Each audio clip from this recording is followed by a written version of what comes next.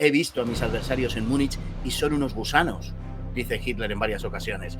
Son unos gusanos, dice, en el sentido de que son gente incapaz, irresoluta, gente sin arrestos, gente que no va a ir a la guerra. Esto es lo que le ofrece Hitler a Molotov, Stalin en definitiva, y esto es lo que la Unión Soviética rechaza.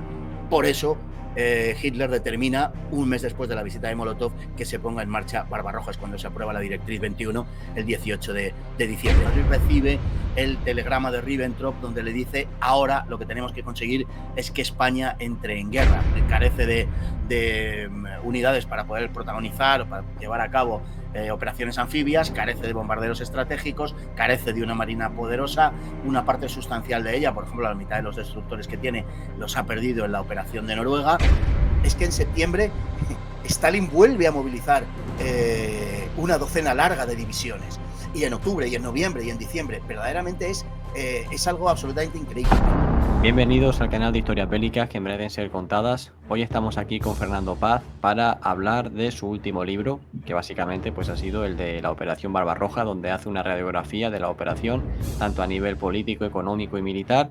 Y os recuerdo que ya tenemos otra parte que grabamos con él, precisamente hablando de la batalla de Moscú y de pues el final, ¿no?, de la ofensiva alemana en la Unión Soviética, los meses finales del 41, pero ahora nos vamos a centrar en la primera parte, ¿vale? En cómo se llega a lo que ya analizamos en ese primer programa que os dejaré en la descripción. Y para ello, pues bueno, tenemos aquí a Fernando. Fernando, muchísimas gracias por venir. ¿Qué tal estás? Pues un placer, Sergio, como siempre, pues fenomenal. Deseando hablar de este asunto, que es un tema, bueno, sobre el que acabo de escribir y que me ha suscitado siempre un enorme interés. Sí, no, y además que hoy en día todos estos temas están más vigentes que nunca, ¿no? Lamentablemente por lo que está pasando. Y bueno, pues siempre es bueno dar unas pinceladas e intentar hacer pues algún tipo de comparación con la actualidad, que ya cada uno pues, puede sacar sus conclusiones. Pero bueno, yo la primera cuestión que te quería preguntar aquí en el programa, para que nos metamos en situación, ¿no? Para que nos metamos en contexto de lo que vamos a hablar, es si nos podrías analizar cómo era la situación en Europa de cara pues a final de 1940, principios de 1941, después de que pues Alemania pues hubiese conquistado prácticamente toda Europa, y luego pues también obviamente la Unión Soviética, sus movimientos, ¿no?, que estaba haciendo, que siempre pasan desapercibidos, pero también estaba haciendo movimientos militares por Europa, vamos, Finlandia y los estados bálticos. Bueno, la situación, la verdad es que es precisamente un poco, pues ¿cómo diríamos? Un poco el quid de la cuestión de todo lo que trata el asunto, de todo lo que trata este tema, ¿no? ¿Por qué? Pues porque en el verano, desde el verano del 40 hasta la primavera del 41, hay una especie de impasse, hay una especie de tiempo en el que suceden cosas, sin duda ninguna, pero no con el vértigo de las de la primavera, cuando se liquida el frente occidental, y en consecuencia, pues la situación en Europa es la que prepara, la que precede, la que prologa el enfrentamiento entre Alemania y la Unión Soviética. Pensemos que, grosso modo, Alemania domina como tal, como el Tercer Reich, como la Gran Alemania, ¿no? Domina el centro de Europa, y hay una serie de estados, prácticamente toda Europa, y ese es el objetivo de Alemania, lógicamente hegemonizar Europa. Hay una serie de estados, digamos, en torno a Alemania, ¿no?, que giran en torno a Alemania. Tenemos de un lado los países germánicos, ese gran Reich que construye Alemania, pues constituido por el propio territorio del Reich, anterior a la subida de Hitler, anterior a las anexiones. Luego tenemos también dentro de esos países germánicos, pues a Alemania hay que sumarle a Austria, zonas de Chequia, de Polonia, de Bélgica, de Francia y de Dinamarca, ¿no? Es decir, que Alemania como tal, la Gran Alemania, pues ha crecido enormemente y se ha hecho con algunas de las zonas que había perdido después de la Primera Guerra Mundial, y las ha vuelto a recuperar y las anexiona a la propia Alemania. De otro lado tenemos los países aliados de Alemania. Los países aliados de Alemania en ese momento pues son Italia, Rumanía, Bulgaria, Hungría, Eslovaquia, Croacia, ¿no? Son Croacia todavía no lo será hasta, lógicamente, hasta abril de 1941, cuando se desmembre Yugoslavia por mor de la operación alemana, del ataque de abril de ese año. pero bueno, lo podemos también listar como uno de los países que con inminencia van a ser también aliados de Alemania. Luego están los países que no son ni propiamente constituyen Alemania ni los países aliados, sino que son países neutrales con un diferente y distinto grado de inclinación hacia Alemania, pero lógicamente manteniendo todos una necesaria actitud de benevolencia hacia Alemania porque es el amo de Europa. Alemania domina Europa como nadie la ha dominado nunca desde tiempos de Napoleón e incluso con mucha más eficacia por razones incluso tecnológicas de lo que lo dominó Napoleón en su momento, ¿no? Que son los países neutrales, como digo, pues España, Suiza, Suecia, Turquía y la Unión Soviética esencialmente. Ya digo que Alemania mantiene con ellos pues distintos tipos de relación. No podemos detenernos lógicamente a considerar, pero sí podemos entender que todos ellos estarían como en un mismo dispositivo, como en un mismo nivel, ¿no? Esos países neutrales y que en general todos mantuvieron una actitud, como digo, proclive a Alemania, entre otras cosas por la cuenta que les traía absolutamente a todos, más allá de que eso respondiera a una inclinación real o no de ese país, ¿no? Pero lo cierto es que la situación objetiva imponía ese posicionamiento. Luego están los países ocupados, que desde que estalla la guerra en septiembre del 39, pues son Polonia, Noruega, Dinamarca, Holanda, Bélgica, Luxemburgo, Francia y inminentemente pues serán también Yugoslavia y Grecia, ¿no? Y luego están los países enemigos, que en ese momento pues básicamente es el Reino Unido. Es el único país en el que desde el verano del 40 hasta la primavera del 41, el único país con el que Alemania está en guerra en una guerra, bueno, que se ha llegado incluso a exportar al norte de África, ¿no? Que será en principio el enfrentamiento británico-italiano desde junio, desde que Mussolini declara la guerra el 10 de junio del 40 hasta febrero del 41, en que lleguen las primeras tropas de lo que será el Afrika Korps a Libia, ¿no? Entonces, bueno, más o menos digamos que Europa está, ese es el panorama, ¿no? Y el panorama pues es de una, como digo, de una hegemonía, que es lo que busca Hitler, una hegemonía incontestable en el conjunto de Europa, ya digo, como no se recordaba por parte de nadie, y eso lógicamente condiciona toda la política europea, por supuesto, y la política mundial. Hitler no puede invadir Gran Bretaña sencillamente porque no tiene medios militares, y si no tiene medios militares es porque no los ha desarrollado, y si no los ha desarrollado es porque nunca había pensado que tuviera que combatir contra Gran Bretaña, al menos a ese nivel, ¿no? Entonces carece de unidades para poder protagonizar o para llevar a cabo operaciones anfibias, carece de bombarderos estratégicos, carece de una marina poderosa, una parte sustancial de ella, por ejemplo, la mitad de los destructores que tiene los ha perdido en la operación de Noruega, carece de tropas como suficientes, desde luego, como para desembarcar, como para un desembarco aéreo en Gran Bretaña. De hecho, solo hay una división de paracaidistas, la séptima. Hay relativamente pocas tropas aerotransportadas con esa capacidad de transporte aéreo Alemania para llevarlas al Reino Unido. Han servido para la operación de Noruega, pero no para una operación de la envergadura del Reino Unido, como digo, y en consecuencia, pues la situación es una situación muy peculiar. Hitler no puede invadir Gran Bretaña, pero los británicos tampoco están en disposición, desde luego, de invadir Europa, bastante tienen con cómo están, y la situación es, bueno, pues de espera. ¿Qué va a pasar? Nadie sabe muy bien qué es lo que va a suceder, y durante el verano y el otoño de 1940 tampoco Hitler sabe muy bien lo que va a pasar. De manera que se están realizando planes por parte de Alemania, pero eso no significa que esos planes se vayan a llevar a cabo necesariamente. Sucederá o no en función de la situación. Creo que luego tendremos tiempo de analizarlo, porque me parece que es la cuestión nuclear de todo este asunto, de un poco el por qué sucede todo lo que sucede.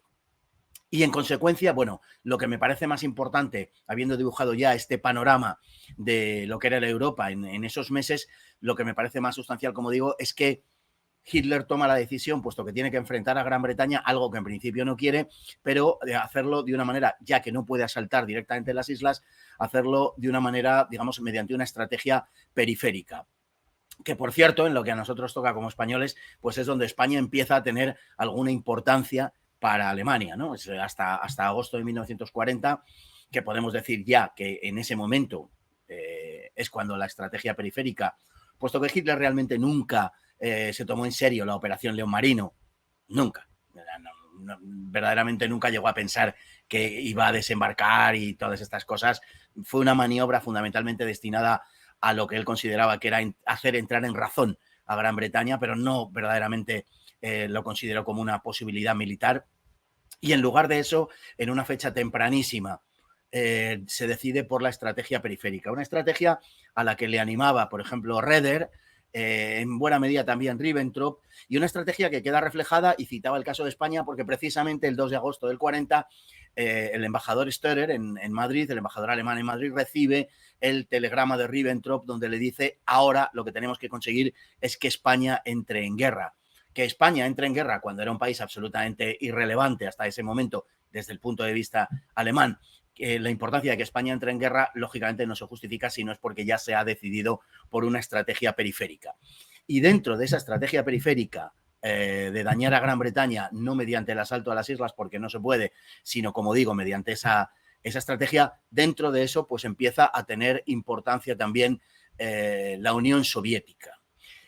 Y todo esto sin perder de vista lo que en mi opinión es el factor más importante y que hasta ahora ha sido sustraído, digamos, del relato de la Segunda Guerra Mundial, que yo creo que hay que reenfocar, que es el papel de Estados Unidos. Alemania en ningún momento pierde de vista el papel de los Estados Unidos en este asunto, y hay razones más que sobradas para pensar que una gran parte de lo que está emprendiendo Alemania, y creo que, como digo, luego tendremos ocasión de hablarlo, se debe a, digamos, al papel que Alemania otorga a los Estados Unidos. Para mí es el factor fundamental que explica todo lo que sucede, todo lo que pasa, la situación de enfrentamiento con el Reino Unido y el combate finalmente con la Unión Soviética. Sí, porque claro, recordemos que efectivamente la operación León Marino nunca fue tomada en serio, más bien se planteó como hacer una demostración de fuerza para forzar que Gran Bretaña pues se rindiese y así cubrirse la espalda de cara a enfocarse contra la Unión Soviética, que era pues su enemigo principal. Entonces tú lo que estás aquí argumentando es que gran parte, o por lo menos así te he entendido yo, perdóname si me equivoco, pero yo te he entendido o sea, que lo que estás comentando es que Alemania quería terminar con la Unión Soviética para conseguir sus recursos y asentarse definitivamente en Europa, porque ellos preveían un futuro enfrentamiento también con Estados Unidos. O sea, ¿estás planteando eso? Vamos a ver, sí, yo creo que, bueno, habría que hacer una pequeña introducción. Yo creo que Sí, seguimos siendo tributarios en gran medida de la versión de la Segunda Guerra Mundial que se dio, lógicamente, claro, una vez terminada esta, y teniendo en cuenta los intereses que había en aquel momento, que en gran medida son convergentes. Por un lado, a los alemanes les interesaba, lógicamente, dar la imagen de que la guerra contra la Unión Soviética era verdaderamente la guerra que ellos deseaban y que era el objetivo fundamental y que todo se montó para invadir la Unión Soviética, porque estamos también en la Guerra Fría. Y aquello pues encaja bien, digamos, con los propósitos de unos y otros de justificar todo aquello en función de la destrucción de la Unión Soviética. Pero yo creo que la Segunda Guerra Mundial exige un reenfoque de verdad a la luz de lo que ya hoy sabemos de las ingentes cantidades de documentación que nos están permitiendo, como digo, reenfocarlo todo y reconstruir el relato desde un punto de vista 80 años después, más, entiendo, en fin, más objetivo, al menos así lo entiendo yo. Yo creo que, vamos a ver, yo creo que Hitler tiene un objetivo a corto plazo, que es, bueno, primero reconstruir la Gran Alemania, el espacio germánico en el centro de Europa, indudablemente, pero segundo, su objetivo es un objetivo, digamos, de hegemonizar Europa, por resumirlo muy mucho, de distintas maneras, de diferentes modos y tal, pero lo que él quiere es hegemonizar Europa, que Alemania sea la potencia hegemónica en Europa. No necesariamente mediante la conquista militar. Él, por ejemplo, a Alemania se le impusieron dos campañas, como fue la de Escandinavia y la de los Balcanes, que eran campañas bueno, y una tercera, pero eso por mor de las alianzas, que fue la del norte de África, en las que Alemania jamás pensó que tendría que ocuparse, ¿no? Ni muchísimo menos. Esas tres campañas le fueron impuestas a Alemania por distintas razones. Ahora no importa demasiado, lo importante es darnos cuenta de que realmente, de una manera u otra, estructurándolo de una manera u otra, pero el objetivo era que Alemania fuese hegemónica en el conjunto de Europa. Como digo, no era a propósito de Hitler desatar la guerra, sino conquistar. nadie quiere pagar más pudiendo pagar menos. Si la conquista, si esa hegemonía sobre Europa se podía hacer por medios políticos o económicos, bienvenida fuera. De hecho, a Hitler, como sabemos, la guerra le pilla por sorpresa, la declaración de guerra del 3 de septiembre del 39 de Londres y París, ¿no? Sencillamente le pilla por sorpresa. Él, según nos cuenta su intérprete Paul Smith, se hunde en el sillón y le dice a Ribbentrop, que está presente en la Cancillería también, y le dice, ¿y ahora qué? Es decir, ¿y ahora qué? Y ese ¿y ahora qué? Refleja pues la absoluto estupor ante una situación que no había creído posible. Durante los meses anteriores se había hartado de decir que no creía que Gran Bretaña y Francia fuesen a la guerra. He visto a mis adversarios en Múnich y son unos gusanos, dice Hitler en varias ocasiones. Son unos gusanos, dice, en el sentido de que son gente incapaz, irresoluta, gente sin arrestos, gente que no va a ir a la guerra. Y encima Fernando, después de que contase con el respaldo de la Unión Soviética, después del pacto al que habían llegado, Ribbentrop-Molotov. Efectivamente. Entonces él cree que de ninguna manera se van a atrever a ir a la guerra. Por eso la guerra les pilla, le pilla a Alemania, le pilla a Hitler como una absoluta sorpresa. Él está dispuesto a arrostrar el riesgo de guerras, digamos, de intensidad, pero muy corta duración, campañas que le permitan, pues si es necesario eso, conquistar Polonia o haber conquistado Checoslovaquia anteriormente, pero en absoluto quiere una guerra generalizada de la cual sabe que no puede salir con bien porque Alemania no tiene recursos para enfrentar una guerra mundial. Entonces, lo que Hitler prevé es una hegemonización de Europa por distintos medios por parte de Alemania. Y como digo, si puede ser pagando un precio menor que un precio mayor, pues lógicamente pagando ese precio mayor. Simplemente con la presencia del ejército alemán, el poder de la economía alemana, sería suficiente para satelizar toda Europa, ¿no? Y realmente ese es el objetivo. ¿Por qué tiene Alemania ese objetivo? Es sencillamente un objetivo meramente de poder, de someter a sus vecinos, a los estados que le rodean. Si por un lado Hitler no prevé la guerra que tuvo que enfrentar, ni el discurrir posterior de los acontecimientos que le rebasó, sencillamente, por otro lado, Hitler sí tiene muy claro una cosa, y es que la guerra que sí va a haber, la guerra que sí va a ser segura, es la guerra intercontinental. Es la guerra que va a haber en el futuro contra América y, por supuesto, contra el continente americano, por supuesto, dirigido por Estados Unidos. Claro, el enemigo es Estados Unidos. Hitler tiene muy claro eso. Pero va a ser una guerra, como se recoge entre otros sitios en las actas de Hossbach, va a ser una guerra que probablemente tengan que emprender mis sucesores. Entonces, cuando él habla de la importancia de su propia persona como un factor, el Führer, de unificación de los alemanes. Y cuando falte yo, no es seguro que se pueda dar esa situación, etcétera, dice, ¿no?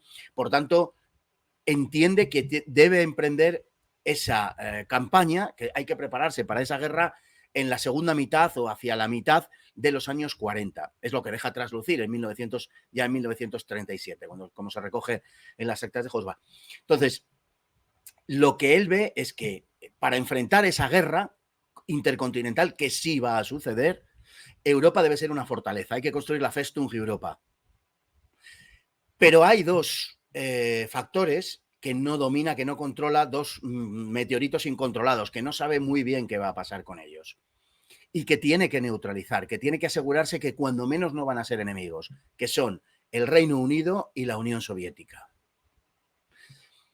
La situación en el verano y en el otoño de 1940 por parte de Alemania es una situación en la cual, como digo, por un lado, no puede invadir las islas, Gran Bretaña sigue en pie de guerra, Gran Bretaña no se va a rendir, Gran Bretaña está esperando que Estados Unidos se sume a la contienda y Hitler piensa que también está esperando que la Unión Soviética se sume a la contienda.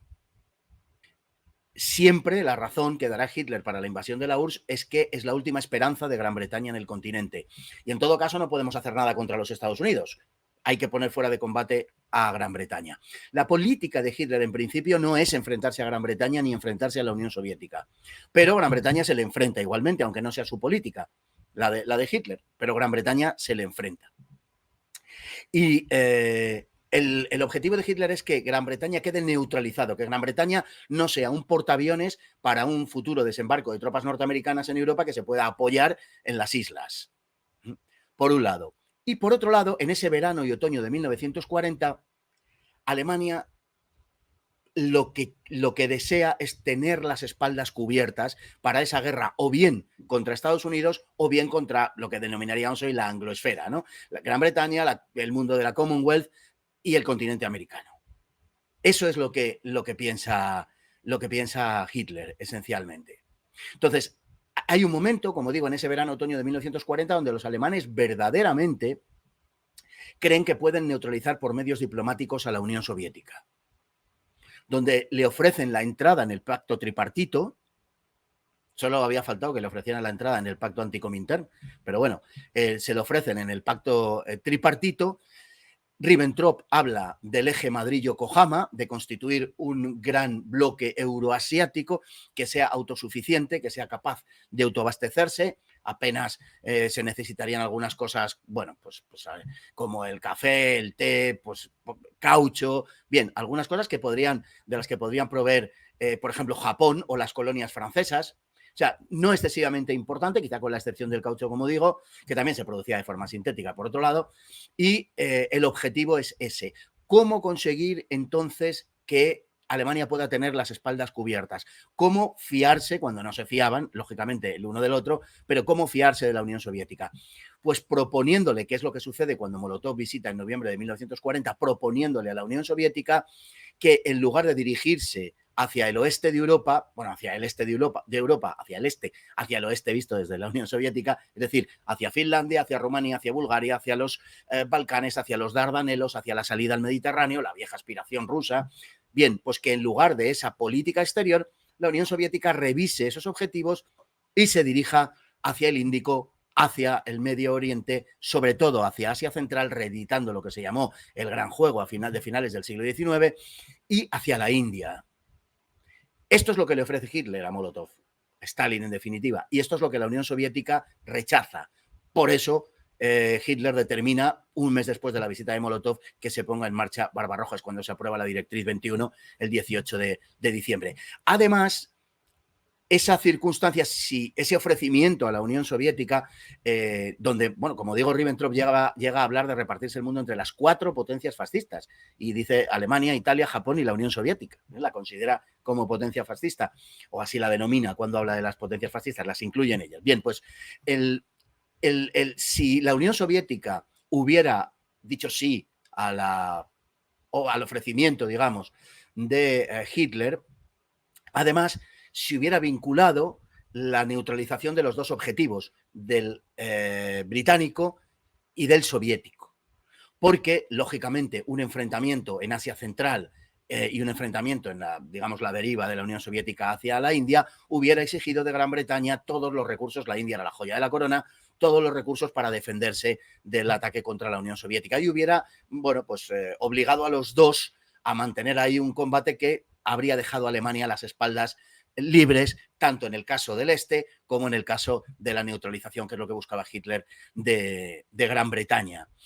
Es lo que trata de hacer la diplomacia alemana en el otoño del 40, pero la jugada no le sale, porque Stalin tiene sus propios planes, y los alemanes y Hitler, sobre todo, tendían a considerar que los demás siempre se iban a acoplar a los planes que ellos mismos tenían, y que se iban a comportar de la manera que era previsible. Y bueno, cada uno tenía lógicamente sus planes. Pero en mi opinión, por resumirlo, he hecho un esfuerzo a pesar de todo, por resumirlo lo más que he podido, digamos que esa es la situación. Es decir, un futuro de guerra inevitable con el mundo americano, básicamente con los Estados Unidos, pero bueno, Hitler pensaba en todo el continente americano también, en donde tiene que tener neutralizado, en el mejor de los casos, y si consigue la alianza tanto mejor, pero en cualquier caso neutralizado tanto a Gran Bretaña como a la Unión Soviética. Eso es lo que trata de hacer Hitler en el verano y el otoño de 1940 y hasta la primavera de 1941.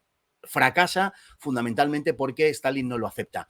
Debe señalarse, y creo que es importante este efecto, que si bien hasta septiembre de 1939 Hitler llevó la iniciativa en Europa, en la política exterior europea, a partir de entonces Hitler prácticamente se limitó a reaccionar ante la iniciativa que ya otros tomaban. Incluso la guerra le es declarada a él por las potencias occidentales, no la declara él. Y aunque efectivamente toma, digamos, las operaciones militares, toma la iniciativa en muchas ocasiones, lo hace como reacción a una situación política, diplomática, internacional que de facto le es impuesta. Y a partir de septiembre del 39, desde ese punto de vista, Hitler lo único que puede hacer es reaccionar, como digo, a una situación impuesta. Se ve arrastrado a varias campañas, como he dicho, que no quería, y se ve arrastrado, en último término, incluso a la operación Barbarroja, a la guerra contra la Unión Soviética, básicamente porque Stalin rechaza su ofrecimiento de noviembre de 1940. Y bueno, yo añadiría que es innegable bueno, en primer lugar, la Unión Soviética, desde su primer plan quinquenal del 28, ya se reorienta a la guerra. Luego tenemos un pico o sea, esto fue en el 28. Luego en el 38 se acelera todavía más y luego en el 40, cuando ven que los alemanes han llevado por delante a Francia y demás, todavía se acelera más, ¿vale? Desde el 40. Bueno, eso por un lado. Luego tenemos también que, obviamente, cuando Francia y Gran Bretaña le declaran la guerra a Alemania el 3 de septiembre, no lo hacen con la Unión Soviética el 17, o sea, cuando Alemania invade cuando la Unión Soviética invade lo que queda de Polonia, porque en el fondo quieren que Alemania y la Unión Soviética terminen chocando para beneficiarse de eso. O sea, por un lado tenemos que Francia y Gran Bretaña quiere que Alemania se enfrente contra la Unión Soviética. Por otro lado tenemos a la Unión Soviética que quiere que Alemania se enfrente contra Francia y Gran Bretaña para luego entrar ellos y recoger los restos. Y por otro lado tenemos a Estados Unidos, que también está esperando a que Alemania esté débil para poder intervenir y recoger la migaja. En resumen, que tanto Francia como Gran Bretaña, como la Unión Soviética, como Estados Unidos, está esperando que Alemania se enfrente contra quien sea que tenga alrededor para luego entrar y poder recoger los frutos de una guerra que no van a tener que soportar en primera persona o que van a dejar que sea otro quien lo haga.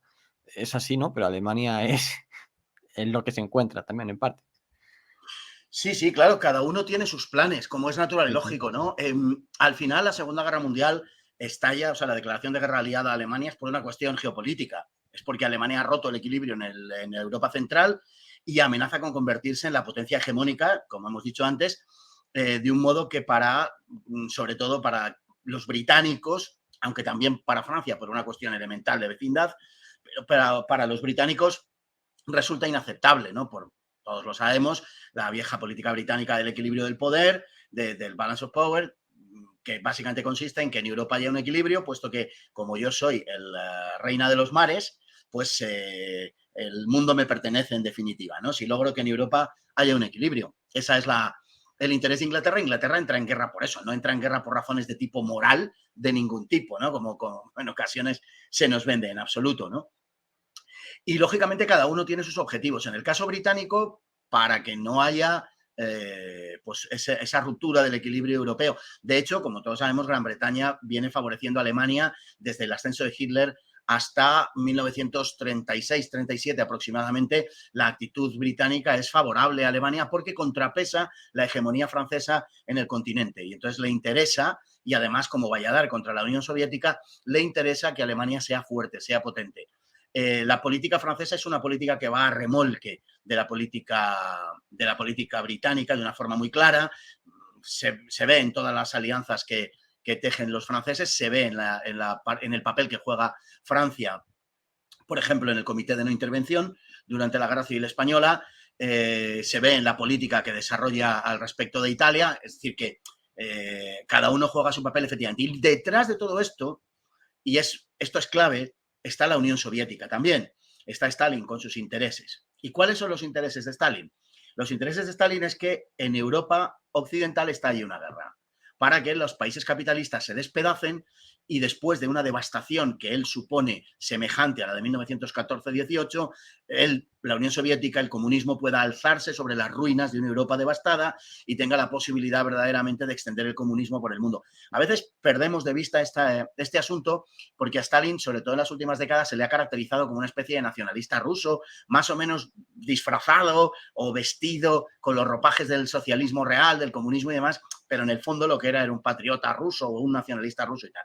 Y creo que es llevar las cosas demasiado lejos, en mi opinión.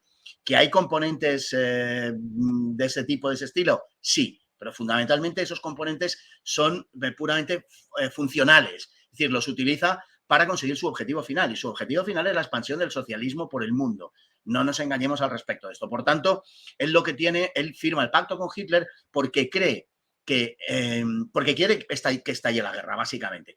Porque cree que en el enfrentamiento entre Francia, Gran Bretaña y Polonia por un lado y Alemania por el otro, el débil es Alemania. Y en realidad, a medio o largo plazo, así era, claro. Y entonces quiere favorecer al débil para que Hitler de esa manera se atreva a enfrentarse a los occidentales. Si Hitler hubiera tenido que enfrentar una coalición franco-británico-polaca-soviética, muy probablemente a lo mejor no se hubiera atrevido, digamos, a invadir Polonia el 1 de septiembre del 39, a lo mejor habría tenido, no lo sabemos, es historia ficción desde luego, pero en cualquier caso, por parte de Stalin se trataba lógicamente de que el escenario se dispusiera de la manera más favorable posible para sus intereses. Y sus intereses era que estallase una guerra en Europa Occidental. Por eso él pensaba que la guerra iba a ser como la de la Primera Guerra Mundial, que iba a ser una guerra de desgaste, una guerra entre dos poderes bélicos equilibrados. Y claro, cuando en 6 semanas Alemania liquida por completo a Francia y, bueno, a Francia y al resto de ejércitos que están allí, el cuerpo expedicionario británico, como sabemos, tiene que salir corriendo, Holanda, Bélgica, etcétera, además de Dinamarca y Noruega, se queda absolutamente empavorecido y bueno, se le retrata como un hombre que fuma una pipa tras otra, andando por los largos pasillos del Kremlin y diciendo casi a voz en grito: los alemanes nos van a comer vivos, los alemanes nos van a destrozar. Stalin hace una apuesta que le sale mal, que le sale rematadamente mal. Lo que pasa es que al final, bueno, cuando ganas el partido, nadie critica al entrenador. Y bueno, pues aquí pasa exactamente lo mismo. Efectivamente, puesto que Stalin finalmente acaba ganando la guerra y siendo el gran vencedor de la guerra, eso parece que todo estaba planificado desde el principio y que salió a pedir de boca y que realmente es el gran muñidor de la estrategia detrás de los acontecimientos. Y solo es así en parte. En realidad, la Unión Soviética cometió errores, Stalin cometió errores de carácter diplomático y de carácter militar, cometió errores muy, muy gruesos, ¿no? Bueno, podríamos hacer un largo listado de los mismos, y desde luego no fue una política exterior en absoluto lúcida ni lúcida por parte de Stalin, aunque también también consiguió algunos objetivos que hay que poner, que hay que valorar, ¿no? Y que hay que poner en su lógica perspectiva, pero digamos que el objetivo básico de que se desatara, una guerra en Europa Occidental que iba a desgastar a los alemanes y a los aliados y después llegar él y recoger los pedacitos, eso no sucedió en absoluto. Incluso al contrario, lo que logró fue que el ejército alemán, que ya era militarmente hablando el mejor ejército del mundo, el ejército alemán se fogueara y adquiriese una experiencia que no tenía anteriormente, porque algunas unidades del ejército alemán en Polonia no estuvieron muy, muy brillantes precisamente por la inexperiencia, no por otra cosa, ¿no? Y bueno, conocemos la cantidad de averías que hubo, tanto en la marcha sobre Austria como luego en Chequia y en Polonia en 1939. Es decir, que todavía era un ejército bisoño en ese sentido, ¿no? Bueno, pues la campaña del oeste lo que hizo fue que dio a Alemania una experiencia y un savoir-faire, ¿no? Bueno, pues que con el que no contaba y fue todo gracias a Stalin y efectivamente luego estuvo muy cerca de hacerse real aquello que decía Stalin de que nos van a comer vivos. Y con esto no quiero decir en fin, lo que quiero decir es que Stalin tenía sus propios objetivos y que los alemanes no se iban a acoplar a ellos ni Stalin a los de los alemanes, pero que en cierta manera todos convergían para provocar la situación, como bien has comentado tú antes, para provocar la situación tal y como se nos aparece, pues eso, en el periodo al que tú te referías del otoño de 1940, comienzos del 41, que es una época particularmente importante porque es la que nos revela cuáles eran los intereses que había detrás de todo esto y cuáles eran las intenciones de cada cual. Bueno, pues una vez que ya nos hemos metido en contexto, yo lo que te quería plantear ahora es que nos expliques cómo fue la planificación de la Operación Barbarroja. Porque la verdad que, bueno, a ver, todas las campañas tuvieron obviamente su problema, principalmente la de Francia, ¿no? Que hubo muchísimo debate en cómo abordar la invasión de Francia, que bueno, ya pues ya ha quedado analizada en otros programas, todos los problemas que tuvo Manstein para exponer su plan y demás, pero bueno, más o menos pudo llegar a un plan bastante arriesgado, que básicamente consistió en meter a la mayoría de divisiones Panzer por la Ardena. Si salía bien, perfecto, pero si no se arriesgaban a que esas unidades Panzer se quedasen aisladas en Francia y fuesen completamente aniquiladas y la ofensiva hubiera fracasado por completo. Pero bueno, le salió bien.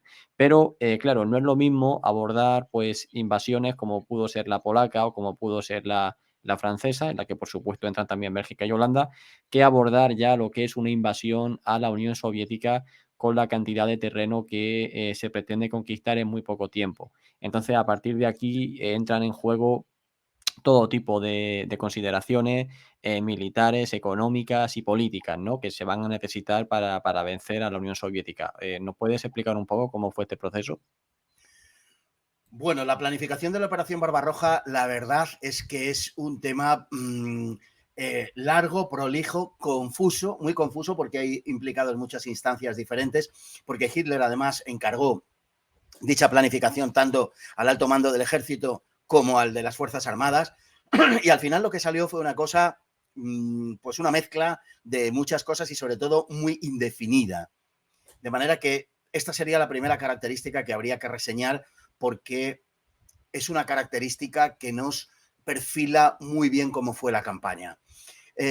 Básicamente los planes se desarrollaron entre julio del 40 y diciembre de ese mismo año y fueron evolucionando desde una, digamos, concepción muy primitiva, por decirlo de alguna manera, muy primaria, a una configuración que podemos considerar mucho más compleja, ¿no? Al principio, los primeros planes, los planes de Marx del OKH, básicamente visualizan dos grandes grupos de ejército, uno hacia el norte y otro hacia el sur, uno hacia el norte dirigido en torno al mar Báltico, la zona de Leningrado, y otro hacia Ucrania, que Halder matiza enormemente, porque Halder lo que quiere es que se encuentren después del Pripyat y marchen hacia Moscú. Halder tenía una auténtica obsesión con el asunto de Moscú, y esto fue uno de los grandes problemas que hubo luego en la campaña, y digamos que esa configuración, además, de acuerdo a lo que Marx había determinado,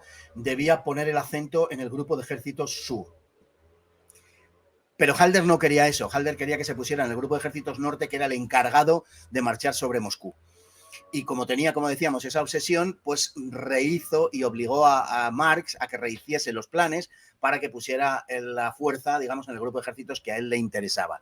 Fue muy insistente a ese respecto. Bueno, esos planes fueron complicándose con el transcurrir del tiempo, y básicamente fue Paulus el que elaboró los planes finales del OKH, estableciendo lo que a grandes rasgos sería luego lo que conocimos como el plan de ataque, con el plan Barbarroja, ¿no? Como el plan de ataque sobre la Unión Soviética. Tres grandes grupos de ejército marchando en las direcciones que conocemos: Leningrado, Moscú, Ucrania, Kiev y posteriormente Cáucaso, y la forma de operar incluso también pensando en que los ejércitos deberían, digamos, estar estructurados o articulados en torno a una vanguardia mecanizada, donde estarían las divisiones blindadas y las divisiones motorizadas, y el resto del ejército, la infantería, yendo por detrás.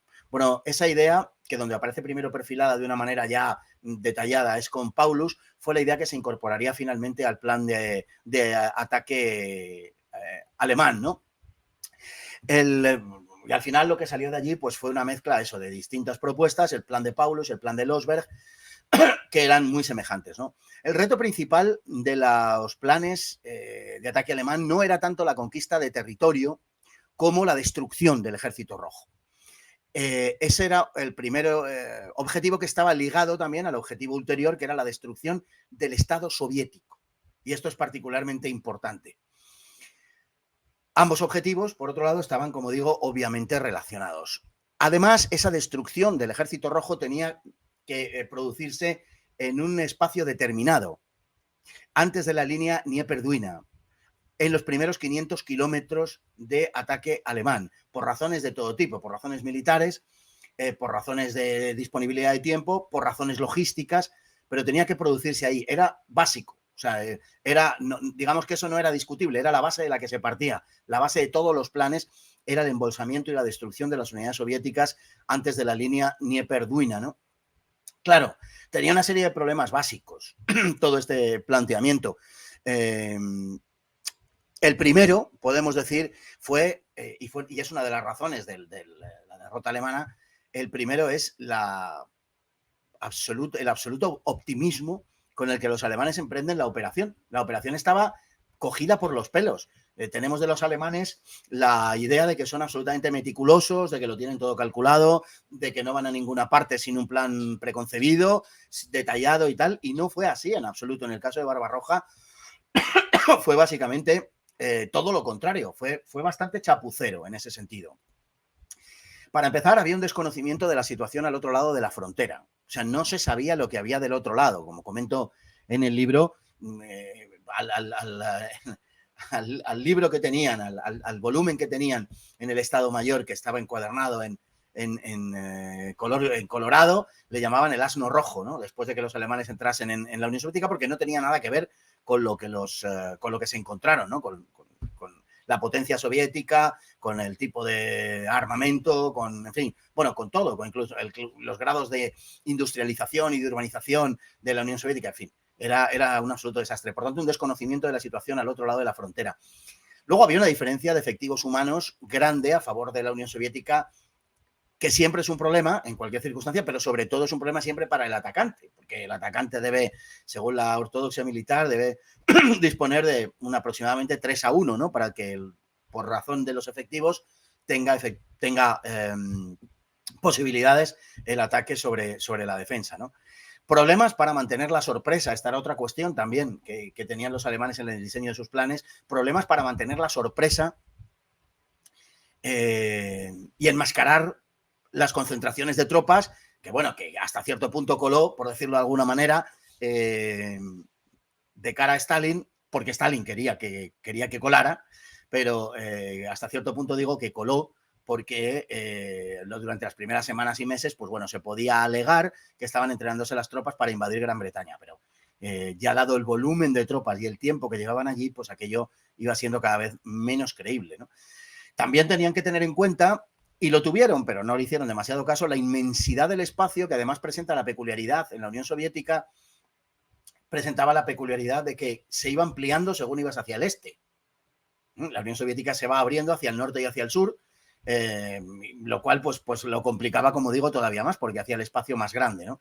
Luego, además, había una limitación de tiempo que también tuvieron que tener en cuenta, de una limitación del tiempo cronológico, del tiempo del que disponían para desarrollar la campaña, que venía limitado a su vez por el tiempo atmosférico, porque podía hacerse, grosso modo, entre mayo y octubre, noviembre, con reparos, ¿no? Por razón de las circunstancias, como digo, meteorológicas. Estaba la necesidad imperativa, como decía antes, de derrotar a los soviéticos antes de la línea Dnieper-Dwina, que era imperativo, como comento. Problemas logísticos de primera magnitud. Solo había impulso suficiente y ellos eran perfectamente conscientes de eso. Por eso hablo de extremado optimismo del plan de operaciones, porque sabían que solo había impulso suficiente para las 3 primeras semanas. Después de las 3 primeras semanas, el intendente general Wagner había establecido lo que efectivamente sería así, poco más o menos, que tendría que pararse la maquinaria militar alemana durante otro tiempo tan prolongado como esas 3 semanas, o sea, otras 3 semanas, para habituallarse y para volver a recobrar, no completamente, pero una buena parte por lo menos del impulso inicial. Eso era un problema enorme y además, y esto es de una enorme trascendencia, la Wehrmacht no podría volver a montar una ofensiva en los 3 ejes de ataque. Y de hecho es lo que sucedió. Ya no pudo volver a montar la ofensiva en los 3 ejes de ataque y el resto de la campaña, a partir de la detención del mes de julio, es una constante petición por parte de los distintos grupos de ejército de ser auxiliados por los grupos de ejército que tienen a su lado. Es decir, ya se tiene conciencia de que con la potencia de que se dispone no es suficiente para conseguir todos los objetivos. Y bueno, pues ahí tenemos el paso del Panzergruppe 4 de Höbner al Grupo de Ejércitos Centro, la operación de Kiev con el Panzergruppe 2 de Guderian, en fin, y eso a gran escala, porque a una escala menor se está produciendo prácticamente, como digo, todo el tiempo, ¿no? Luego hay un problema muy serio también de tipo logístico relacionado con los transportes, el ferrocarril y los camiones. Esto fue verdaderamente terrible. Primero el ferrocarril, porque como era natural y lógico, los soviéticos iban a destruir sus infraestructuras de ferrocarril y lo hicieron a conciencia. O sea, para empezar, el ancho de vía era distinto, lo cual es un problema ya en sí mismo, entre el ancho de vía europeo, alemán por tanto, y el ancho de vía ruso, como sucede en el caso español. Son anchos de vía distintos del europeo. Eso por un lado. Por otro lado, además, los soviéticos destruyeron los raíles y además las traviesas. O sea, no solamente los raíles, sino también las traviesas de todos los ferrocarriles de que disponían. Y aquello, bueno, pues, en fin, obligaba por parte de los alemanes a tender el ferrocarril y el esfuerzo fue verdaderamente sobrehumano todo lo que tuvieron que hacer para volver a reconstruirlo. Pero es que además se daba la circunstancia de que como los soviéticos, acostumbrados a las dimensiones de su país, tenían distancias más grandes, las locomotoras soviéticas eran más grandes además que las alemanas, por ejemplo. El tendido de la vía de ferrocarril no podía llevar el ritmo del avance de las divisiones Panzer, por ejemplo, y de las motorizadas. Y entonces, ¿cómo abastecerlas? Bueno, pues abastecerlas a través de camiones que tenían que ir a los puntos hasta donde llegaba el ferrocarril que se acababa de tender, coger allí los abastecimientos y llevarlos hasta esas unidades. Problema, pues que por encima de 300 kilómetros costaba más, el desplazamiento tenía un coste mayor que los abastecimientos de que habituallaban a las unidades. Entonces, esto era verdaderamente un problema muy serio. Además de todo eso, la multiplicidad de vehículos que tenían los alemanes hacía muy complicado que los transportes por carretera pudieran ser efectivos porque cualquier avería los dejaba fuera de combate. Además de eso, las carreteras eran puramente nominales, eran caminos polvorientos las más de las veces, en verano polvorientos, en otoño auténticos barrizales. Todo eso tenían que tenerlo en cuenta naturalmente. Por otro lado, bueno, la propia... En cuanto a los ferrocarriles, no puedo dejar de anotar que había un caos administrativo alemán porque el ferrocarril en sí dependía del alto mando del ejército, pero las existencias del alto mando de la Wehrmacht, pero a su vez los grupos de ejército no tenían control sobre los ferrocarriles y hasta Hitler lo puso en manos de la Reichsbahn, de los ferrocarriles de Alemania, del Reich, para unificarlo de alguna manera, pero no arregló el problema porque seguían sin estar en el ámbito de los grupos de ejército. No fue hasta el verano del 42 en que no se incorporaron, o sea, que los grupos de ejército no tuvieron verdaderamente la capacidad de decidir sobre sus propios abastecimientos. En fin, fue un verdadero desastre en ese sentido. Luego, otro de los problemas operacionales fundamental fue la cuestión de Moscú. La cuestión de Moscú no se resolvió como tantas cosas. Los alemanes entran en la Unión Soviética sin tener un plan claro de dónde quieren llegar, qué es lo que quieren hacer, más allá del asunto de destruir el ejército soviético antes de la línea Dnieper-Dwina. Y Halder, digamos que empleó muy malas artes para camuflar que su objetivo era Moscú. Y le ocultó a Hitler que el plan de operaciones perseguía verdaderamente la conquista de Moscú y le hizo creer que, como coincidía todo el plan de operaciones hasta Smolensk, como coincidía hasta ahí, porque esa parte del camino había que hacerla en cualquier caso, pues pensó que ya llegaría el momento en el que le revelaría sus cartas ante Hitler. Luego, pues pasó lo que pasó y, en fin, Hitler no estuvo por la labor de ceder a las peticiones de Halder y a los objetivos de Halder. Y la cuestión de Moscú fue verdaderamente, fue de verdadera trascendencia porque representó un pulso entre el Estado Mayor por una parte y Hitler. No solamente entre el Estado Mayor y Hitler, y dentro del propio Estado Mayor, porque ni muchísimo menos todo el mundo secundaba a Halder, ¿no? Y aquí, como digo, pues llegamos a la cuestión de los objetivos, que, como decía antes, pues los alemanes no tenían claros y durante la campaña pues hubo que reconsiderar una y otra vez qué hacemos ahora. Verdaderamente no estaba previsto. La mayor parte, o una buena parte incluso de lo que sí estaba previsto, no se llegó a ejecutar. Por ejemplo, es curioso anotar que en los primeros planteamientos Leningrado tenía una importancia desmesurada. Leningrado y la conquista de Kronstadt, por ejemplo, ¿no? ¿Por qué? Pues por razones de tipo geopolítico, pero también por razones de tipo ideológico. Era la cuna del bolchevismo, era el lugar de la revolución, etcétera, ¿no? Y Leningrado fue perdiendo importancia con el paso del tiempo. Siempre tuvo una cierta importancia, naturalmente era importante, pero no tenía esa primacía en la importancia de los planes alemanes de los primeros momentos. Y luego, todo eso hubo que rehacerlo y hubo que rehacerlo sobre la marcha. No solamente en términos de diseño estratégico, de señalar los objetivos finales, sino incluso cuestiones tácticas y más todavía cuestiones operacionales, como se planteará, por ejemplo, con los cercos que realizaban los alemanes de las tropas soviéticas, que muchas veces podían escapar de ellos y tal, y que también supuso un enfrentamiento de Hitler con el Estado Mayor, porque en eso probablemente tenía razón Hitler, los cercos tan grandes al permitir que escaparan las unidades soviéticas hacían que éstas se pudieran reconstituir en buena parte fuera del propio cerco y además mantenía inmovilizados necesariamente a un cierto número de tropas acorazadas, ¿no? Y se necesitaban para el avance. Además, eso, bueno, era lo que defendía básicamente Guderian, que tenía un gran ascendente, como sabemos, sobre Hitler, ¿no? Y en ese sentido, en el sentido de que había que hacerlos más pequeños para que fueran más efectivos, pues el Estado Mayor no estaba de acuerdo, por ejemplo, ¿no? En fin, el diseño operacional fue, bueno, yo diría que entre deficiente y muy deficiente, sinceramente. Todo lo basaban en la pericia de los alemanes, de las tropas alemanas, perdón, y además hay que pensar también en una cuestión. Es que a los oficiales alemanes los educaban así. En las academias lo esencial era el aspecto táctico y operacional. La logística se despreciaba, es decir, el sentido, digamos, heroico del ethos militar alemán llevaba a un desprecio a todas las cuestiones que tenían que ver con la logística, porque era una cuestión, pues eso, menor, era algo propio de burócratas. Lo que el soldado alemán, lo que el oficial alemán quería era combatir en el campo de batalla.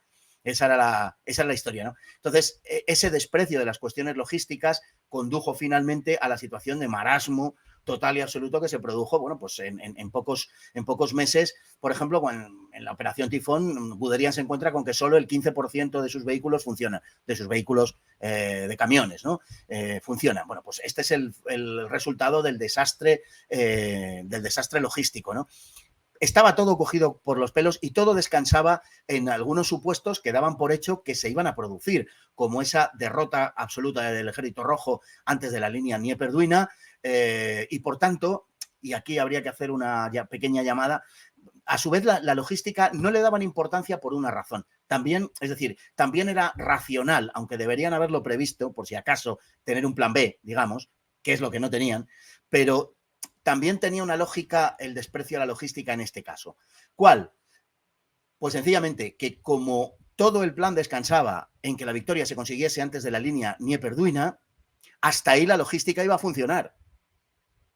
Hasta ahí Wagner había asegurado que en esos primeros 500 kilómetros no iba a haber problemas y efectivamente así sucedió, grosso modo, ¿no? Entonces, ¿para qué preocuparse de la logística si a partir de ahí el Ejército Rojo ya iba a estar derrotado?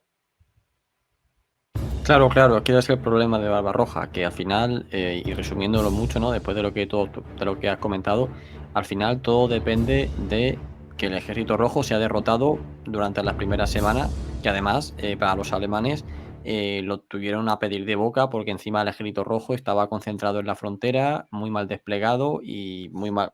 Hay quien especula, ¿no? Que se estaba preparando para invadir Alemania y que por eso estaba tan mal situado, pero bueno, en cualquier caso, todo depende de eso. No es una operación única como la de Francia, ¿vale? En la que sí que se aísla la mayor parte del ejército francés y británico junto a Dunkerque, sino que aquí dependía de una serie de cercos, ¿vale? A lo largo de la frontera alemana, que cada uno pues iba a ser llevado por un grupo de ejércitos diferentes, pero una vez aniquilemos al ejército rojo en la frontera, ya avanzamos prácticamente sin oposición hasta Moscú. Bueno, ¿qué digo hasta Moscú? Hasta la línea de Arcángel Astracán, que todavía queda más al este de Moscú. Aquí lo que sorprende son dos cosas. En primer lugar, la capacidad del Ejército Rojo para recomponerse, porque se lograron recomponer y continuaron oponiendo nuevas líneas defensivas. Y luego también lo que sorprende es la capacidad también alemana para, a pesar de no haber conseguido ese colapso de la Unión Soviética, todavía seguir superando nuevas líneas a pesar de tener que enfrentarse contra todos estos problemas logísticos que tú estás comentando y que más o menos pudo solventar y casi llegan a meterse en el propio centro de Moscú. Entonces, yo para mí son las dos cosas que más sorprenden, la capacidad del uno por un lado y la capacidad del otro por otro lado, ¿no? Sí, lo que comentas, claro, una cantidad de cosas de gran importancia, ¿no? Lo primero es la cuestión efectivamente, del dispositivo militar soviético, cómo se encontraba el 22 de junio del 41, ¿no? Y esto nos lleva a la cuestión de si Stalin estaba preparando una invasión de Europa, ¿no? Según los testimonios que existentes más fiables, digamos que la Unión Soviética, el ejército soviético, el ejército rojo, que todavía se llamaba así, hasta comienzos de 1946, se llama ejército rojo. El ejército rojo estaba en una situación, digamos, intermedia. Es decir, el ataque le pilla en la mejor situación posible para los alemanes. Porque no está ni en posición ofensiva ni en posición defensiva. estaba en una posición transicional. Yo descarto por completo que el Ejército Rojo hubiera atacado en ese verano del 41, como dice Suvorov, no me lo creo en absoluto. En julio del 41 no había la disponibilidad ni la capacidad de atacar para nada, pero sí estoy convencido de que la Unión Soviética hubiera atacado en 1942-43. De ser posiblemente, de haber podido elegir, seguramente Stalin hubiera preferido el 43, pero en cualquier caso es posible que, dada los acontecimientos, lo hubiera hecho en 1942.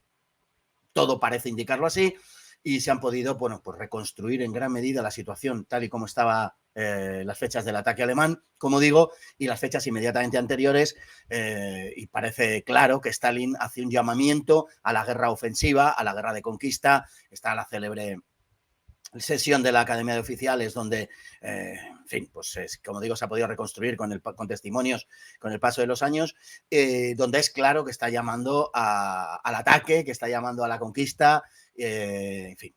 Yo creo que los indicios son abrumadores en el sentido de que la Unión Soviética iba a atacar, sí, pero también lo son en el sentido de que no lo hubiera hecho en ningún caso en 1941. Y por tanto, el dispositivo militar soviético se encontraba en una situación muy complicada para ellos, ¿no? El más gráfico a este respecto es Rundstedt, que el plan de ataque soviético partía de poner sobre todo la principal fuerza en Ucrania, ¿no? Y efectivamente el grupo de ejército sur es el que avanza menos en los primeros instantes de la campaña, porque se encuentra con la mayor cantidad o la cantidad de fuerzas soviéticas más potente de todas. Y, en fin, también porque es más de la mitad del frente, desde Pripyat hacia el sur, ¿no? Pero también, lógicamente, por la dimensión del frente. Pero es donde menos avanzan en principio los alemanes. Los caminos son muy malos, se producen concentraciones de tropas alemanas por esos poquísimos caminos, que además, como digo, son muy malos, donde hay embotellamientos que a su vez pues, son fácilmente presa de la artillería y de la aviación soviética, etcétera, ¿no? Por tanto, esos planes soviéticos de ataque sobre Europa condicionaron también a su vez los ataques alemanes. Además, bueno, es sabido que operó en la mente de Hitler, operó de una manera muy activa. Hitler estaba convencido de que la Unión Soviética efectivamente iba a atacar y todo parece indicarlo así, como digo, ¿no? Por esa razón, el ataque alemán, o eso facilitó enormemente también el ataque alemán en las primeras fechas. Pero aunque hemos dicho que los alemanes tenían una confianza ilimitada en sus propias posibilidades, que es cierto y que es verdad y que pecaron indudablemente de optimistas, sin embargo, no es menos cierto que los alemanes sí consiguieron sus objetivos tal y como estaban previstos.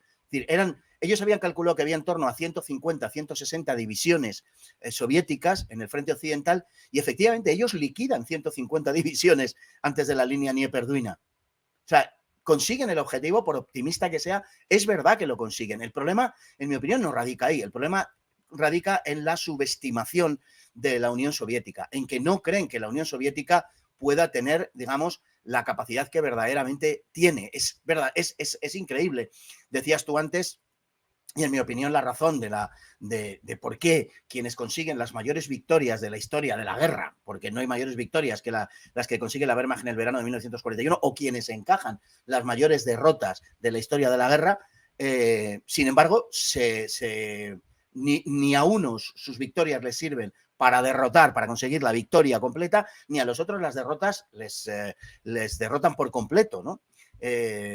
Fíjate lo que pierde la Unión Soviética en esas primeras semanas, en esos primeros meses, pues es que para empezar, de su población que estaban se calcula 198 millones de personas, pierden 60 millones de personas que quedan del lado alemán y no pierden 80 millones porque 20 son evacuadas, pero 60 millones de personas las pierde la Unión Soviética. Esto es digno de ser tenido en cuenta.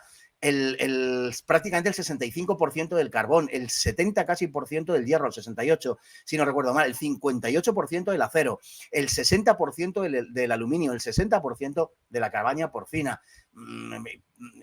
Algunos recursos de tipo alimenticio, por ejemplo, que son importantes para la fabricación de muchos alimentos, como el azúcar, donde lo pierden prácticamente todo, el 85%. La Unión Soviética se enfrenta a una situación verdaderamente terrible y atroz, donde parece que va a ser absolutamente destruida, ¿no? De hecho, Stalin al principio así lo cree, dice, Stalin levantó este Estado y nosotros lo hemos jodido, dijo literalmente a quienes le rodeaban, ¿no?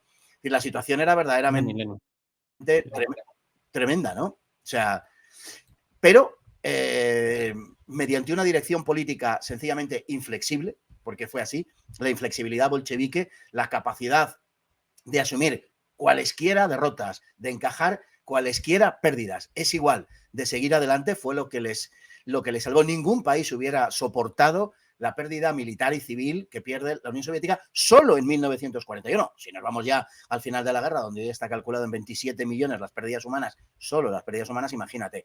Bueno, lo que consigue Stalin es verdaderamente prodigioso. Moviliza a todos los hombres entre los 17 y los 50 años. Y hay que tener en cuenta cuál es la situación demográfica en la Unión Soviética en ese momento. Es que los menores de 20 años son el 45% de la población y los mayores de 60 años solo son el 6,5% de la población. Es decir, que al movilizar por debajo de los 50 años estás movilizando una cantidad ingente, una cantidad brutal de hombres, ¿no? Además, hay una ley, la de 1938, que es una ley de movilización de la población, de los varones, por la cual hasta los 50 años los hombres son movilizados periódicamente para tener adiestramiento militar. Están en una situación, digamos, de movilización permanente. Esto los alemanes lo desconocían, pero absolutamente por completo, ¿no? Claro, en 1941, Stalin crea 57 ejércitos, 285 divisiones de infantería, 12 divisiones blindadas, 88 divisiones de caballería, 93 brigadas de tanques y 174-75 brigadas de infantería. Es verdaderamente increíble. Es decir, es que levantó un ejército mayor que el ejército que había naufragado antes del Dnieper-Dwina. Y eso es lo que los alemanes no podían prever de ninguna manera. Es muy conocida la cita de Halder en agosto del 41, cuando dice, habíamos calculado que tenían 200 divisiones y ya hemos localizado 360. Y esto es en agosto. Es que en septiembre Stalin vuelve a movilizar una docena larga de divisiones. Y en octubre, y en noviembre, y en diciembre. Verdaderamente es algo absolutamente increíble. Y luego hay que también, hablabas tú al comienzo de los paralelismos que pudiera haber con algunas situaciones de la actualidad. Bueno, pues hay que reseñar la dureza del soldado soviético, que llamó la atención de los alemanes desde el principio. El soldado soviético no era como el soldado polaco, como el soldado francés, como el soldado británico, y eso que los alemanes tenían muy buena concepción del soldado británico, pero no era como ellos bueno, es sabido, por ejemplo, que ante los ataques de los Stuka, pues se producía una paralización de unidades militares, ¿no? De los soldados por temor a la trompeta de Jericó, ¿no? El tremendo ruido que hacían los Stukas, el silbar de los proyectiles, los ataques de artillería alemanes concentrados, etcétera. El soldado soviético no se rendía, decían los alemanes que había que matarlos 2 veces, ¿no? Y la dureza del soldado soviético fue un tributo que los alemanes rindieron a los soldados durante la guerra y después de la guerra. Pensemos, por ejemplo, los que habían participado en la campaña del oeste dijeron aquello de que, hombre, esto sí que ha sido una guerra verdaderamente civilizada, ¿no? Porque era una guerra sobre carreteras, sobre autopistas, era una guerra en la cual los propios franceses se negaban a volar las gasolineras porque no querían renunciar a su nivel de vida. Si tenían que ocuparle los alemanes, bueno, chicos, pues ¿qué le vamos a hacer? Había que haber ganado la batalla, ¿no? Y si la hemos perdido, no lo destruyamos todo. El soldado ruso, el soldado soviético, por contra, tenía una concepción total de la guerra desde el principio. Claro que había que destruirlo todo, claro que había que quemar la tierra, claro que había que practicar una política de tierra quemada. Y eso es lo que sucedió y los alemanes se encontraron con un tipo de guerra que no esperaban, con una guerra extremadamente dura donde todos luchaban hasta el final. Seguramente no ha habido una guerra de la dureza de la guerra germano-soviética entre 1941 y 45. Bueno, seguramente no. No ha habido una guerra, aunque haya habido en otras guerras episodios puntuales que puedan compararse, la continuidad del esfuerzo que requirió y de la inhumanidad que se desplegó en aquella guerra no tiene paralelo absolutamente con nada. Los comunistas estaban absolutamente dispuestos a matar a los alemanes, y los nazis y los alemanes estaban absolutamente dispuestos a matar a los comunistas, a los soviéticos y a los rusos, y ni unos ni otros hacían distingos entre alemanes y nazis y rusos y comunistas. O sea, había una identificación absoluta que llevó a que la guerra fuera, como digo, de una dureza absolutamente extrema. Stalin aprovechó, digamos, ese grado de movilización en el que también estaba el país desde 1917, esto también tenemos que tenerlo en cuenta, en la Unión Soviética había una frenesí ideológico, por decirlo de alguna manera, y le fue bastante fácil apelar a instintos como el patriotismo, que ya sabemos que echó mano Stalin mucho más que de la ideología, echó manos del patriotismo ruso para movilizar a la población, con un enorme y gigantesco éxito. Pensemos en la evacuación, por ejemplo, que tuvo lugar de las industrias al otro lado de los Urales, ¿no? En la capacidad productiva de la Unión Soviética, que fue verdaderamente prodigiosa. Perdieron 20.000 carros de combate, como poco. Digamos que estimaciones más conservadoras pueden cifrar en 20.000 los carros de combate que perdió la Unión Soviética en 1941, y solo fabricó 6.000 y pico. Sin embargo, en 1942 ya pierden 15.000, que es indudablemente una barbaridad, pero producen 25.000.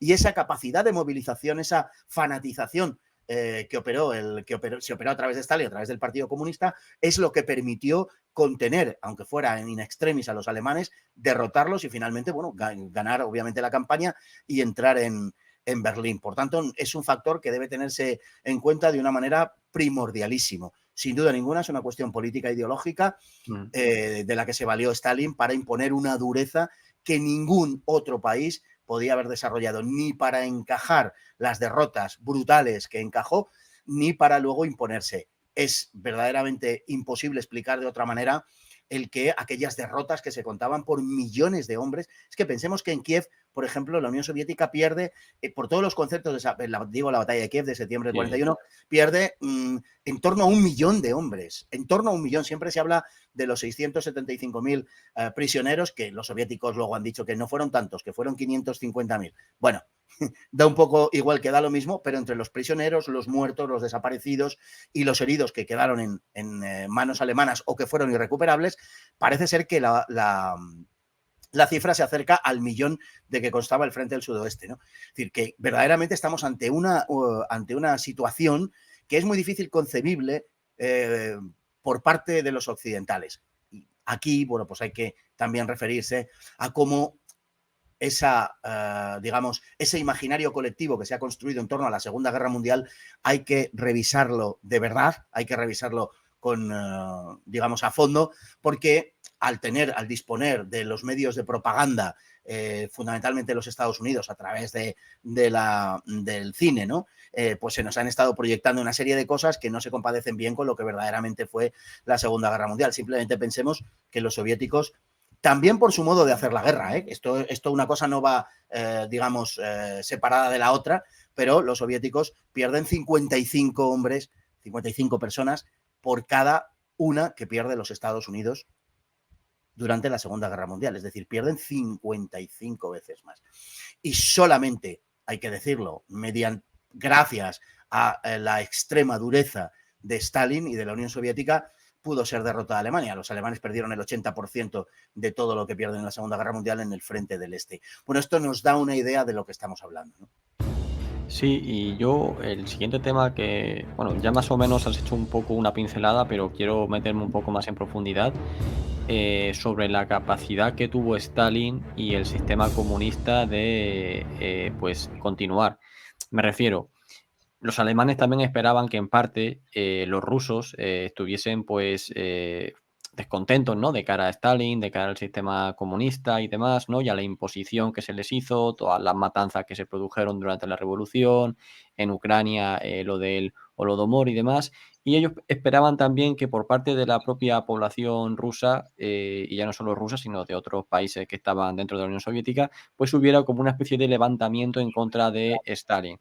Además, pensemos que al propio Hitler, ¿no? Cuando todo se le viene encima, de cara a junio, julio del 44, sí que hay incluso una reacción, ¿no? Por parte de generales alemanes y de aristócratas y tal, que van a intentar asesinarle para quitarlo de en medio y demás. Pero es que aquí tenemos que, a pesar de que todo se desmoronaba en todos los frentes, todas las familias empezaban a perder la vida de sus hijos y demás, y a nivel político, pues los consejeros de Stalin podrían haber hecho algo para quitarlo de en medio y llegar a una paz o lo que sea. Aquí no, aquí vemos cómo el régimen comunista se mantuvo completamente en el sitio, o sea, vamos, o sea, con pies de acero y con puños de acero, y no se vio en absoluto, no se vio perjudicada en ningún momento, todo lo contrario, se fortaleció.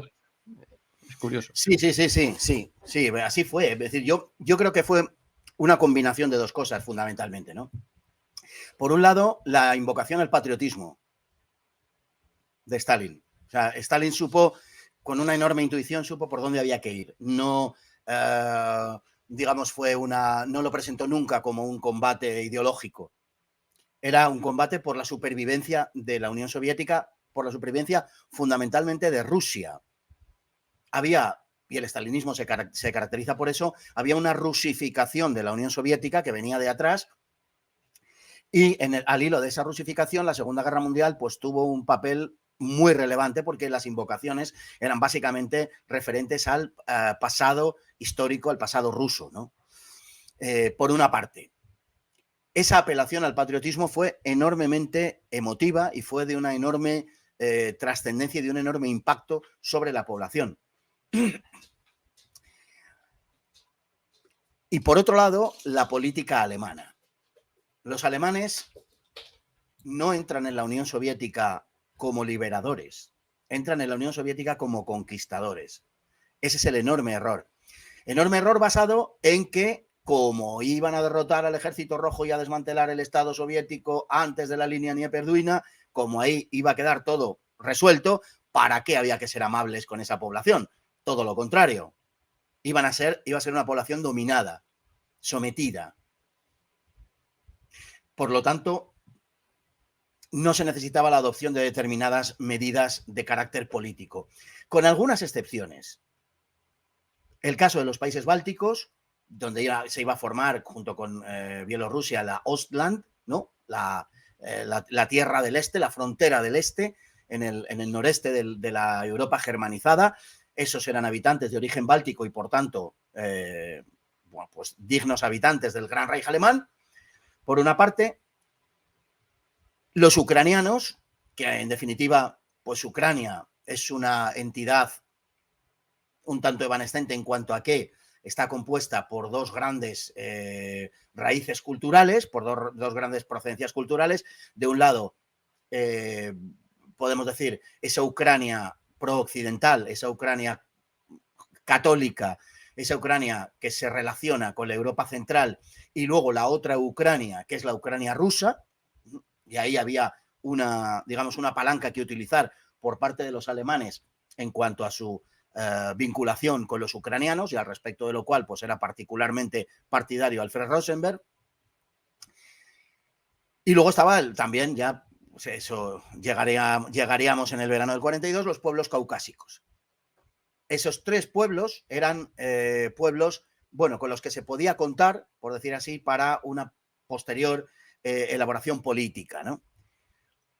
El resto eran eslavos que a los ojos de los alemanes, o a los ojos de la política oficial alemana, eran, digamos, despreciables. Pero incluso al poco tiempo, cuando se vio que la conquista no iba a ser fácil de entrada, los alemanes comenzaron a desarrollar una política un poco del palo y de la zanahoria, pero que cada vez más del palo. Es verdad que abrían, por ejemplo, las iglesias que habían sido convertidas o en museos o en almacenes, se abrían las iglesias, que se permitía una cierta expresión cultural local, pero no la creación, la constitución de entidades de tipo político. Aunque sí se permitió, en fin, se permitieron alcaldes locales y, en fin, algunas cosas de este tipo, hasta cierto punto fuerzas auxiliares, ese tipo de cosas sí, pero nada que entrañase la constitución, la creación de una entidad política propia, ¿no? Y eso, complementado con la llamada al patriotismo, por parte de Stalin, pues era un cóctel, digamos, muy peligroso. ¿Qué duda cabe que una gran parte de las nacionalidades no rusas de la Unión Soviética recibieron a los alemanes alborozadísimos, con el pan y la sal, característicos de esas zonas de Ucrania? Pero, por ejemplo, Erich Koch, el Gauleiter de Prusia Oriental que fue nombrado Reichskommissar en Ucrania, se negó a facilitar, digamos, el acceso de los ucranianos a la propiedad privada, de los medios de producción, a privatizar el campo, mantuvo los koljoses, cosas que los ucranianos no querían ni ver y que además, como bien dices, habían sufrido el Holodomor. Bueno, pues a la administración alemana, por ejemplo, en Ucrania, pues no les preocupó lo más mínimo. No tuvieron la intención de ganarse a la población, como digo, más que en algunos sitios muy concretos, pero en general no fue así, y muchísimo menos todavía, claro, en las zonas, digamos, rusas, en las zonas que pertenecían a la propia Rusia. Eso no les interesaba en absoluto. Entonces fue, digamos, una mezcla de esas dos cosas. Por un lado, los alemanes llegaban con unos métodos absolutamente expeditivos, y tanto en Ucrania como en Bielorrusia, por ejemplo, el comportamiento de la administración civil fue absolutamente brutal y cruel. Y por otro lado, la brutalidad y la crueldad ya conocida de la administración estalinista, por lo menos, era la de los suyos. Y lógicamente, pues cada vez más se tendió a, digamos, a adherirse a Stalin por parte de la población. Le resultó relativamente fácil, es decir, los alemanes se lo pusieron muy fácil. Si hubieran tenido esa intención de liberar, o si hubieran sabido jugar políticamente sus bazas para ponerse a la población de su parte, algunos de los cuales sí se los pusieron de su parte, como digo, sin duda ninguna, pero si hubieran sabido jugar esa baza, probablemente el resultado de la guerra hubiera sido otro. En mi opinión, el resultado final tiene mucho que ver con cuestiones esencialmente políticas más allá de lo militar. Y eso es lo que Stalin entendió desde el primer momento, mientras que los alemanes, que teóricamente lo sabían, no lo supieron aplicar. Stalin sabía que en una guerra en el siglo XX lo menos importante ya era lo que sucediera en el campo de batalla. Lo más importante era lo que sucedía en otros lugares, como fundamentalmente en la retaguardia, todo lo que tenía que ver con la moral ciudadana, todo lo que tenía que ver con la convicción de la lucha, de por qué se combatía, y eso se había convertido ya, como digo, en el siglo XX en lo fundamental, porque eso se traducía en cifras de producción y en adhesión a las autoridades y, por tanto, en capacidad de combate. A los alemanes les costó más entenderlo, o si lo entendían, que sí lo entendían, pero les costó más ponerlo en práctica. Pues con esto llegamos a un episodio muy interesante de la Operación Barbarroja, que básicamente tuvo lugar a principios de octubre, que básicamente fue la declaración que hizo Alemania de manera oficial, en el que anunció que la guerra en el este había terminado y que Alemania ya había vencido, ¿vale? Pero antes de llegar a eso, que ya digo, pues me parece que fue el 10 de octubre, exacto, la fecha cuando se hace esa declaración. Así es. Antes de eso, ya habían saltado en parte las alarmas dentro del alto mando alemán, en el que sabían que no, o sea, que no iban a poder cumplir el objetivo. O sea, no cumplir el objetivo, sino que no se había producido ese colapso de la Unión Soviética. Entonces, me gustaría que hicieses un poco un análisis sobre cuándo comienzan, pues, estas primeras dudas, ¿no?, dentro del alto mando alemán, y cómo luego hay como una última esperanza de decir, venga, nos lanzamos con todo hacia Moscú, que eso va a conllevar otra vez a, pues, quedar completamente paralizado, porque además, poco después de anunciar eso, llovió, todo se embarrizó, toda la ofensiva alemana se para, bueno, un desastre tremendo. Pero ahí es curioso cómo, digamos, que el ánimo va como una montaña rusa, subiendo, bajando, hasta que ya finalmente de cara a diciembre se hunde completamente ya a las puertas de Moscú. Pues así es, yo creo que después de Smolensk los alemanes ya no podían ganar. Después de la operación de Smolensk los alemanes ya no pueden ganar. La decisión de Hitler de marchar hacia Kiev y de utilizar, como decíamos, el Panzergruppe 2 en esa operación de envolvimiento junto con Kleist de las fuerzas soviéticas es básicamente correcta, produjo una victoria verdaderamente enorme, despejó el flanco sur del ataque alemán y fue una operación verdaderamente ejecutada de una manera brillante en su concepción estratégica y luego sobre el terreno, ¿no? Y luego operacionalmente. Efectivamente, los alemanes, después de esa operación, el ejército soviético parecía que no tenía reservas. Indudablemente fue algo precipitado, ¿no?, lo de anunciar el final de la guerra, pero es que todo parecía indicarlo de esa manera. Yo creo que desde finales de julio, de la batalla de Smolensk, no se produce ese momento, ese parón que no se recupera hasta finales hasta principios de septiembre. La verdad es que ya Alemania no tiene la posibilidad de una victoria real como se había concebido previamente. Eso ya no se va a producir. Han transcurrido 4 semanas, a finales de julio, el impulso alemán se ha perdido, el impulso de la Wehrmacht se ha perdido. En el norte las tropas están detenidas prácticamente después de un inicio verdaderamente arrollador, pero están detenidas. Todavía están combatiendo en Estonia, no han dado el salto siquiera hacia el este y hacia el norte para entrar en Rusia. Han entrado en Rusia por otro lado del frente norte, pero no por ahí. Y no se llegará hasta comienzos de agosto hasta a las puertas de Leningrado. Alemania ya no va a poder, después de Smolensk, ya no va a poder montar nunca más un ataque en los 3 ejes. Ya no va a poder montar una ofensiva en los 3 ejes de ataque. Nunca más.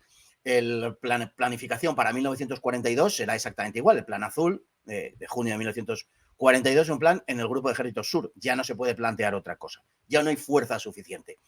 Y eso es lo que el propio Wagner el jefe de la intendencia alemana, había determinado antes de la operación. Oye, es que tenemos fuerzas en los 3 ejes de ataque para 3 semanas. A partir de ahí, parón, y hay que concentrar todo en la medida en la que se pueda para mantener el ritmo de ataque. Y efectivamente fue lo que pasó, verdaderamente fue lo que sucedió. Después de Smolensk se produce también una recuperación alemana, un ligero parón para poder recuperarse. A los alemanes no les preocupaba mucho porque estaban seguros de que los soviéticos se encontraban en una situación todavía peor, y es cuando le prestan atención a la batalla de Kiev, que concluye con una victoria abrumadora, y después en el Grupo de Ejércitos Centro la doble batalla de Vyazma-Briansk, que es otro éxito semejante y comparable al de Kiev. Y cómo no pensar que habían ganado la guerra. Es que nadie podía encajar esas pérdidas, la cantidad de material, la cantidad de hombres, la cantidad de territorio, las pérdidas en términos económicos, que una de las razones en el diseño del plan de Estado Mayor alemán por el cual iban a triunfar es que el Ejército Rojo iba a hacer aquello que los alemanes habían previsto que iba a hacer, y que además en gran medida hizo. Y lo iba a hacer, y esto es, no retirarse al este de la línea Nieperduina, porque al oeste se encontraba pues una gran parte de las materias primas y de la industria soviética. Entonces, ¿cómo lo van a abandonar? No pueden hacerlo. En cierto modo, y sin exagerar los paralelismos, era un poco lo que había sucedido en la campaña de Polonia. Los polacos no podían defender en una posición más retirada, que le hubiera sido mejor desde el punto de vista estrictamente militar, porque suponía abandonar las provincias occidentales, que era, por ejemplo, pues todo el carbón de Silesia y una gran parte de la producción de hierro. Entonces, no estaban condenados, no podían abandonar aquello. Estaban condenados a combatir allí donde combatieron. Lo mismo les tenía que pasar a los soviéticos, y lo mismo les pasó en gran medida a los soviéticos. Entonces, después de esa, digamos, de esa victoria, de esa gran victoria, de la doble victoria, los alemanes, digo, la de Kiev y la de Vyazma-Briansk, los alemanes tenían claro que lo de Moscú iba a depender básicamente de ellos. Era una cuestión de tener el suficiente nervio, la suficiente fuerza, suficiente carácter, la suficiente decisión como para imponerse. Bueno, mientras tanto, Stalin seguía levantando ejércitos y seguía levantando ejércitos. Es verdad que las unidades soviéticas de entonces no estaban bien armadas. Es verdad que carecían de apoyo blindado en gran parte de los casos. Es verdad que no pueden compararse a las unidades que salieron luego, o incluso a las unidades de junio de 1941 que constituían el Ejército Rojo originario. Todo eso es cierto, pero como decía Halder, sí, pero había que matarlos. Y eso era tiempo, y eso era gasto de munición, y eso era bajas propias.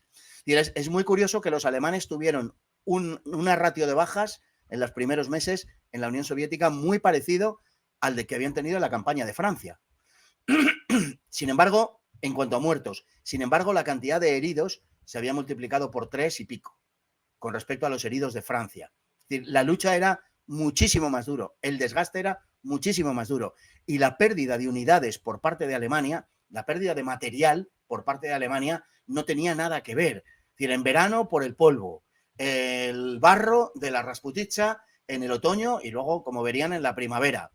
El frío que vendría luego y tal, era algo para lo que no estaban preparados, y es que las armas sencillamente no funcionaban, es que no se podían desplazar, es que no había autopistas, es que eran barrizales, era un mar de barro. O sea, y así comienza la Operación Tifón.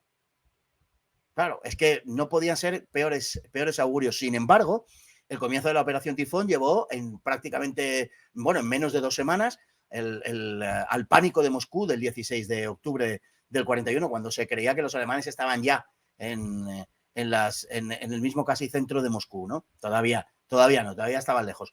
Pero llevó al pánico en Moscú, es decir, porque el avance alemán con todo aún tenía bastante fuerza. Eso sí, se había concentrado prácticamente todo lo que tenía Alemania para la Operación Tifón. Es decir, el Grupo de Ejércitos Norte, por ejemplo, se quedó absolutamente privado de vehículos blindados, sobre todo de tanques, ¿no? Bueno, pues esa fue la situación en los comienzos, bueno, lo que es para nosotros los comienzos del otoño, y para ellos era ya los comienzos del invierno, porque es que el 2 de octubre, según dicen las crónicas, cayeron las primeras nieves, aunque no cuajara, ¿no? Y fíjate tú que estabas, por ejemplo, hablando del 10 de octubre, el 12 de octubre entró en combate la División Azul. Cuando se creía, recordemos todo el episodio, cómo la División Azul recorre una parte del camino hacia Smolensk y es desviada al norte, y los propios españoles dicen, o sea, lo consideran un fastidio fundamentalmente porque no van a poder desfilar por Moscú. Incluso es que no van a llegar a tiempo, porque creen que los alemanes, claro, los alemanes han recorrido 2/3 del camino a Moscú a finales de julio, pero hasta ahí es donde han llegado. Ahí se detiene, y la batalla de Moscú, perdón, la batalla de Smolensk es una batalla que ganan los alemanes pese a lo que se quiera. Ahora hay una cierta revisión de la batalla que pretende decirnos que ganaron los soviéticos. Hombre, tampoco es eso, pero sí que es una batalla en la que, mientras que los soviéticos pueden asumir sus pérdidas, los alemanes no. Y ese índice de pérdidas empieza a ascender de una manera absolutamente preocupante. Pérdidas en términos humanos, repito, y pérdidas en términos materiales, que son brutales para un ejército que tiene la capacidad que tiene el ejército alemán. Pues muy bien. Yo creo que, bueno, no sé si hay algún tema más que te gustaría tocar, pero creo que lo podemos dejar aquí. Hemos hecho una radiografía completa de Barbarroja y ya, como os estoy poniendo aquí abajo, la continuación de este programa, o sea, lo que va a venir después, que por eso tampoco me quiero meter mucho, porque ya lo tenemos perfectamente explicado en el otro programa. Podéis ir, cuando terminemos este, podéis ir a ver el otro, que vamos, que es la continuación, y ahí se explica todo lo que ocurrió en el invierno del 41 y durante los primeros meses del 42. Pero yo, una última anécdota que me gustaría comentar, ya para concluir y tal, para que veamos, ¿no?, hasta qué punto los alemanes estaban convencidos de que pese a todo iban a ganar. Fue una anécdota que tuvo lugar en el Grupo de Ejército Sur cuando se produce realmente el primer retroceso alemán a finales de noviembre, que Rundstedt se ve obligado a salir de Rostov y tal, que la acaban de tomar, y llega Hitler allí con el avión, totalmente enfadado, insultando a Rundstedt, destituyendo a Rundstedt y demás, a pesar de que luego pues otros generales, como por ejemplo Dietrich, le dice que no se puede hacer otra cosa, pero ahí se ve pues eso, ¿no? Que llega Hitler allí completamente extrañado, como diciendo, pero ¿cómo me estás diciendo que no se puede continuar avanzando hacia el Cáucaso? En plan, a finales de noviembre, y precisamente un par de días más tarde es cuando el 5 de diciembre ya se produce el contraataque generalizado en Moscú y en toda la línea de frente, que es cuando ya definitivamente la burbuja, ¿no?, que todavía piensan, ¿no?, ese pensamiento de que ya estamos ganando, termina de explotar por completo y además de manera radical y brutal, ¿no? Pues así es, el primer revés efectivamente es la evacuación de Rostov, fue la operación de repliegue hacia el río Mius, que no se autorizaba porque, bueno, además se llegó a una situación de compromiso un poco absurdo. Hitler quería que resistieran, pero unos cuantos kilómetros delante del río Mius, y no tenía sentido, y le convenció el propio Sepp Dietrich y se le cuadró y le dijo, mi Führer, no, dijo, esto es un disparate, no tiene sentido. Dietrich mandaba la ley estandarte, que estaba en el Grupo de Ejércitos Sur, efectivamente dirigido por Rundstedt, y que había sido la que había tomado Rostov. Y bueno, no era dudoso al respecto, y efectivamente pues se produjo ese repliegue finalmente autorizado. De hecho, Hitler volvió a utilizar, como sabemos, posteriormente a Rundstedt, de tal manera que, en fin, no fue una destitución como en otros casos donde no volvió ya nunca más a saberse de él, o en fin, o fue enviado a alguna localidad de provincias, o fue pasado a la reserva, pero porque se dio cuenta de que efectivamente la situación era así. Pero como bien dices, eso lo que revela es que, bueno, aquello eran, digamos, reveses momentáneos. Claro, hay una cuestión que a lo mejor había que haber planteado desde el principio, no lo sé, pero hay una cuestión al hilo de lo que he comentado, que tenemos una visión de la Segunda Guerra Mundial que, en mi opinión, no se corresponde con lo que verdaderamente probablemente fue, sino que está lastrada por las conveniencias de la época de la Guerra Fría y otras cuestiones no menores, por cierto, pero en fin, en ese sentido, y es que, digamos, aquí es muy importante a la hora de reconstruir el relato los intereses, como digo, de la época de aquel momento y los intereses de los generales alemanes también, por ejemplo, para rehabilitarse de cara a la opinión pública y de cara también a los aliados que habían vencido. Hay que hacer una verdadera revisión de la guerra. Hoy parece que es una palabra maldita, ¿no? No se puede hablar de revisión porque esto es una cosa... No, hay que hacer una revisión de la historia permanentemente, hay que estar revisándola, y lo que creo que hay, sinceramente, es un cierto desenfoque desde ese punto de vista. Quienes estaban en Rusia en el año 41 no tenían tan claro que iban a ganar. Es decir, aquí lo que se nos ha contado, por ejemplo, es que para los alemanes todo iba bien hasta que empezó a hacer frío. Empezó a hacer frío y entonces todo se fastidió y tal. Bueno, no es así realmente. Como digo, desde julio de 1941, es decir, a las 4 semanas de combates, ya los alemanes tienen muy serios problemas. Los tienen desde el principio por la resistencia soviética, para empezar, pero desde julio de 1941 los alemanes tienen muy serios problemas de todo tipo en la Unión Soviética, y ya saben que no pueden atacar más que en un eje, por ejemplo. Es decir, ya a partir de ahí están en gran medida atados de pies y manos. Es decir, no es la historia de un paseo triunfal que concluye con la primera nevada y a partir de ahí se da la vuelta a la campaña y tal.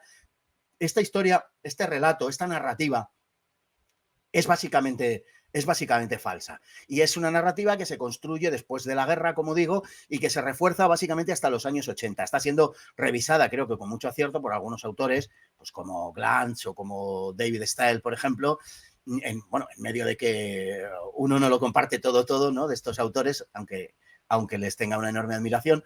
Pero sí que están arrojando luz sobre la necesidad de una reinterpretación verdaderamente de todo esto. Hitler en agosto del 41 ya sabe que va a haber una campaña en 1942. O sea, ya lo sabe que la guerra no va a terminar. Ni siquiera, y esto es un punto muy importante, aunque caiga Moscú. Esa es otra cuestión que tiene que ver con la narrativa y el relato. Es decir, parece que si los alemanes hubieran entrado en Moscú, eso hubiera equivalido a que la guerra habría terminado con la victoria alemana.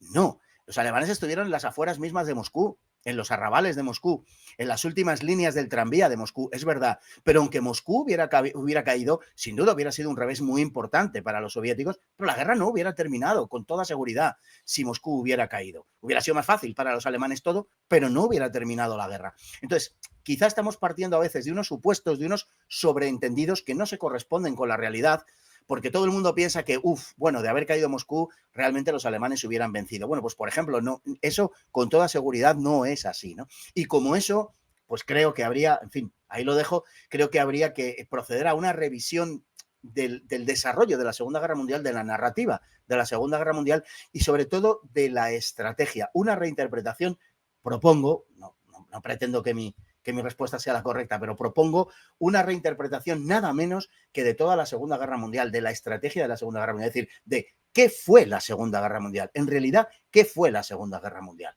Y revisar eso y darle una interpretación que yo creo que tiene que ser sustancialmente diferente a lo que se ha dado hasta ahora. Mi opinión es que, como he tenido ocasión de decir en tu programa, Sergio, es que, y como apunto en el libro, realmente lo que había detrás era una guerra